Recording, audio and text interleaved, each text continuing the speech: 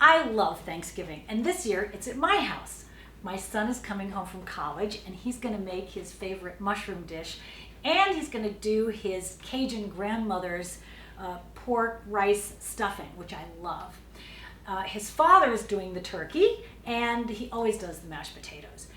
My friends are all bringing pies, so that leaves me with the sides. And my plan is to do something with these Brussels sprouts. I usually chiffonade them, which means I slice them really thinly, and I toss them with some olive oil. I saute them with shallots and throw in a handful of toasted pecans on there. Fabulous. And then I'm going to do a mashed cauliflower. I just cut this up into florets and steam it till it's really tender, and then I mash it with my potato masher. And this year I'm going to add some butter. I really don't use butter all year long. Thanksgiving, I'm using some butter.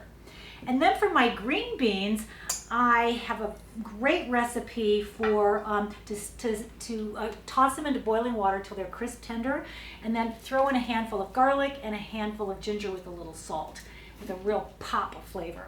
And then for those people who want a salad, I'm doing this arugula salad with thinly sliced fennel and some orange segments, some pomegranate seeds, and a handful of walnuts. Listen, whatever your tradition is, hey, it's Thanksgiving. Just enjoy it and keep that family drama to a minimum. That's smart eating.